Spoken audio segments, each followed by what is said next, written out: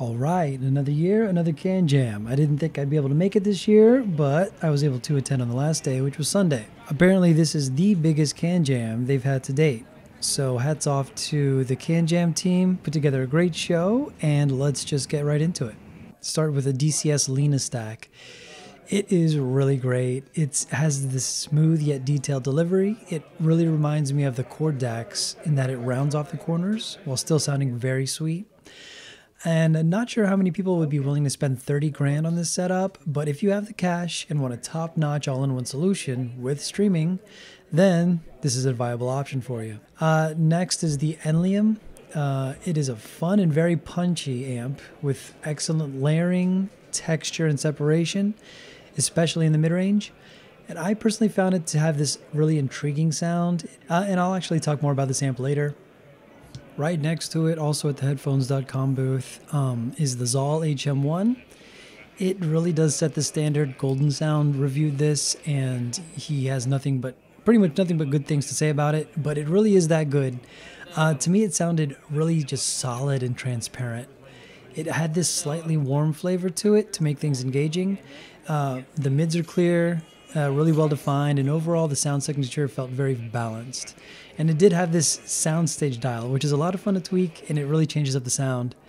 Next up on my list, and this is the one I was very interested about, but the Holo Bliss.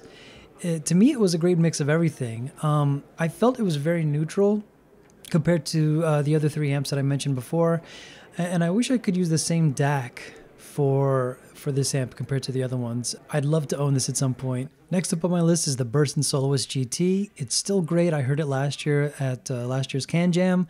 It has this high energy delivery with crystal clear clarity up top. And I will say the higher priced amps beat it for warmth, organics, and texture if you're looking for that.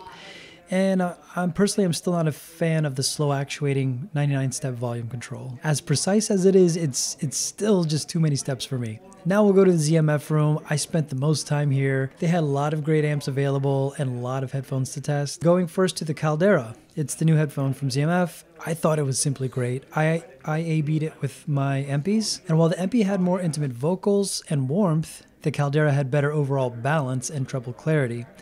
I think a better comparison here would be with the Elites. Either way, I'd be happy to own a Caldera. Someone in HeadFi showed off the blue Calderas they purchased at the show, and they simply look gorgeous. And while I was in this room, they did have a table that had the three popular KN amps all right next to each other, so I was able to compare really quick. And me just going back and forth, it made me actually really glad to own the 6A. Just lots of power delivery, and while you do get a better soundstage with the HA300, I really like the clarity, energy, and punchiness from the 6A. And the 3A sounded similar to the 6A, but just on a smaller scale. So if you're looking to save money, that's a viable option too. The Atrium was next. It's another new headphone from ZMF. I felt it's a much more balanced Verite, but I still also like the Verite's flavor. I personally have that at home. And someone I talked to it in the ZMF room described it perfectly. He was also an owner. There are times when the Verite has these magical moments where you just fall in love with the headphone all over again, and you get reminded why you have it. That said, the Atrium has just this better balanced sound, as I said before, and I wish I had more time to spend with it in a quieter room, because it does seem like it has a really cool sound signature. Next, we have the Sennheiser 660S2s. It is brand new from Sennheiser, and it is as good as they say. I feel like it blows my HD 6XXs out of the water, especially for clarity in the upper frequencies. They had this made into an HDV 800, I think, from Sennheiser, and I do like that amp, and it sounded great on it, but I would still love to test these headphones on a competent tube amp. And more of a side note, but I'm curious on your thoughts on the design. It's kind of the same we've seen for decades now, and it still has those really annoying connectors. I guess if it ain't broke, don't fix it, but how cool would it be to see an updated design here? Who knows? Now, Yamaha had new headphones this year too, and a lot of people were buzzing about them. And honestly, I wish I had more time with them. Audio 46 had them connected to an RME 80i24, and initially I felt they were a bit closed in with some odd timbre. It wasn't until the vocals hit that I felt that these were actually something very special after all. The texture and organic nature of the singers were jarring at first at how good they were compared to everything else that I was hearing on the spectrum. Now it was fairly noisy around that booth, so I'd be curious to hear what the reviews say when people can get this in a quiet environment. And I would also love to try these on different amps and see how these would change based on the source.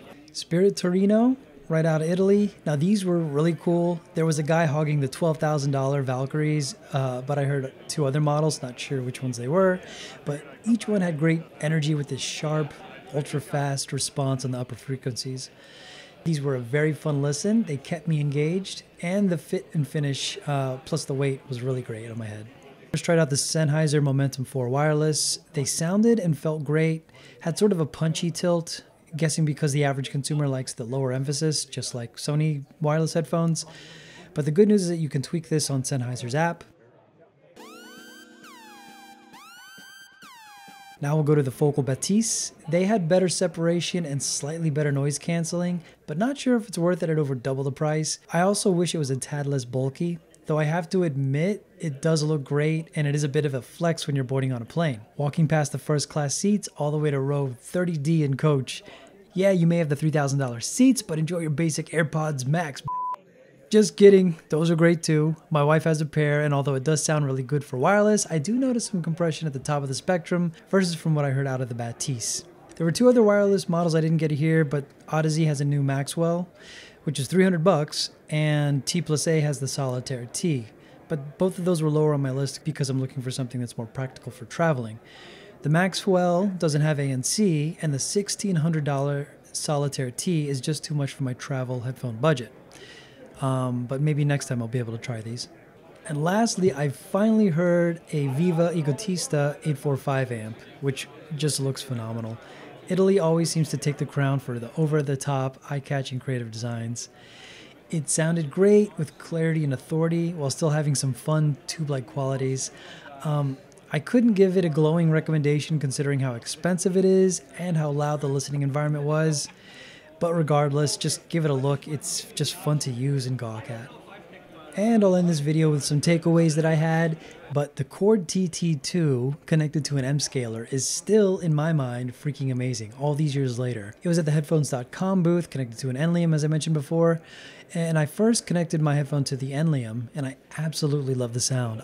I was curious how much the DAC affected the setup, so I plugged my headphones directly into the TT2, and that sweet, textured, gorgeous delivery was still very much there, telling me the DAC had much to do with what I was hearing. And then going back to the Enlium, it added a layer of power and authority. Things were more punchy, and I felt there was this higher degree of texture with the two made it together.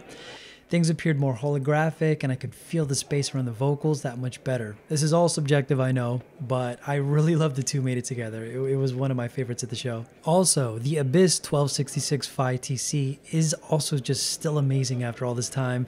The bass depth and clarity, coupled with the sense of boundless energy that the TC is capable of, is second to none.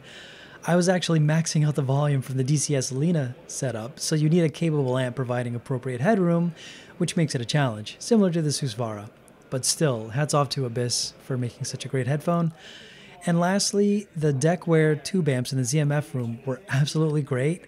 They don't get enough discussion considering how good they are, but I would love to own one of these at some point. I was shocked how good and clear and fun they were. As for the Wish I Heard department, also Headamp's new Grand Cayman, which looks like an absolute beast of an amp. There was just always someone there and a line behind it, so I didn't get to try that one out, but I hear good things about that as well. And lastly, just the people are great. I met some familiar faces over the years and also some new ones. It's great geeking out with like-minded folks when it comes to this hobby. And I just love the energy at Canjam NYC. It's always a fun time. That wraps up my take on Canjam NYC this year, and I hope to see you all next year. So long.